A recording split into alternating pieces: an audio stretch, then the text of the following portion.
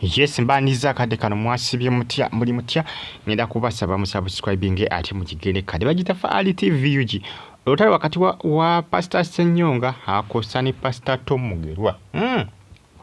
Pastor Tom Mugerwa si muntu wa ntalo naye abasinga usiba kulaki beba muteeka mu ntalo. Jimpereka like video eno atosigalenga oje kumideko updates zomba nazo each and every single day mbana mawuli agabagatambula okwetula egwanga ali atu Uganda bagita Faali TV UG comment section we lyao obaka buntirawo wansa mu comment section subscribe ngonjigene kade bonanjiga kade jako receiving abo notification ngantadde video ngantadde post byona bintika ku channel yangu jakubo on off na kan notification akakakasa ndi ntaddeyo ekipya Pastor Tom Mugerwa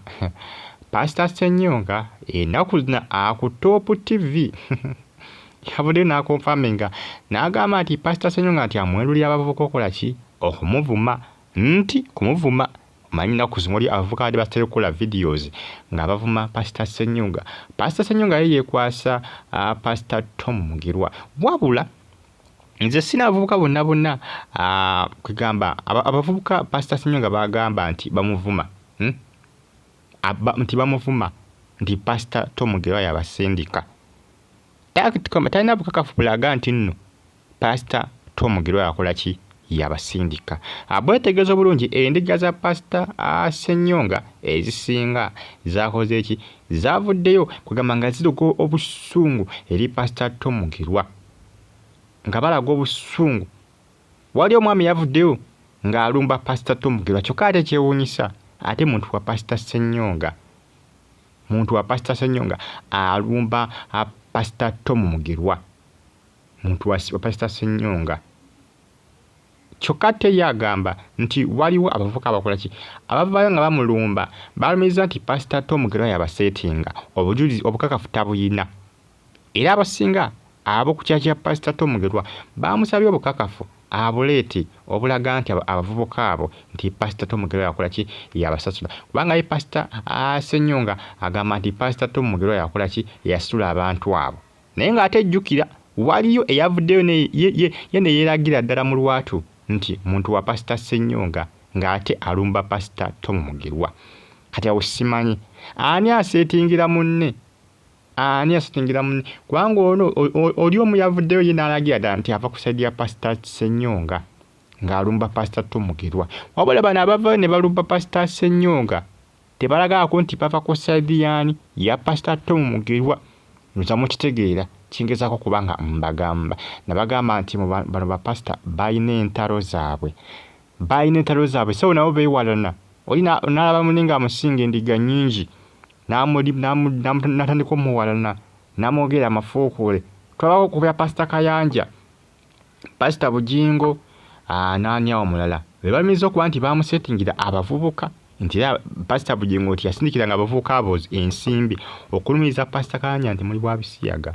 muli wabisiike olw'ensonga nti Pastor Kayanja yava n'ayogera ku Pastor Bujingo engeri gy'atya obulamu mukyala we Teddy Bujingo engeri gy'avaayo bano bapasita bonna batakkiriza na Pastor Rosias Bujingo bakulyetingawo obuntu obutategerekeka babatekako ebintu ebitategerekeka. Pastor Kayanja bali bamulumiza kulya bisiyaga kati Pastor Tom Mugerwa bamulumiza nti n'okuba nti alimuko olusitaani nti alina emmandwa z'akozesa mu kyaki ye nti olw'ensonga nti abantu bamusinza nga Katonda wanga weetegeeza ono muvubuka eyavuddeyo nga alumba Pastor Tom Mugerwa yagamba nti abantu abasinga nti Pastor Tom Mugerwa bamusinza nga abasinza Katonda beerabira nti naye muntu nga bo manye ebisosinga nabagambye nti bapasita beeyinamu kugamba abamu balina effutwa balaba munne nga amusingako kubagoberezi naye ngeri gyatambuzamu ebintu bye ng'alaba eyona eri wagguluko okumusinga atandika kumuwalana. Pastor Tom Mugerwa bantu bangi bamukkiririzaamu kyova olaba olagamba nti abasinga bamusinza nga Katonda ono alaga nti yavudde wa Pastor Ssenyonga gyavudde kati awo ekibuuzibwa kiki ekigenda mu maaso ekituufu naye nga gye bali abavubuka be baseetinga okuvuma bapasita abalala bapasita abo abalala babawa ensimbi bavume bapasita bannaabwe yes bazibawera ddala Pastor Bugingo message zafuluma omwaka mwaka gwedde gwali gwa 2022 ebiseera ensonga z'ebisiyaga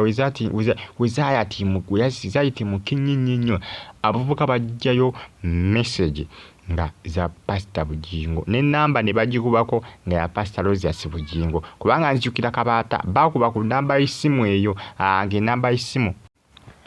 enamba y'essimu amaanyi yali eyitaga Pastor Rosias Bugingo information yafuluma abayayi bagirongerezaako ne bakimanya era awo nange bwe nategeera ne mmanya nti oba pastor basasula abavubuka basasula abantu okwonona amanya g'abannaabwe okubakola ki okuboonoona okubavunza okuboononera ddala kati era kimu kibali mukola ki kibali mukola ku Pastor Tom Mugirwa kati bali abavubuka babasasula babeere nga bavuma Pastor Ssenyonga babalage nti nno bava ku saidi yaani eya Pastor Tom Mugirwa kumbe omusajja tutabamanyiko wadde n'akamu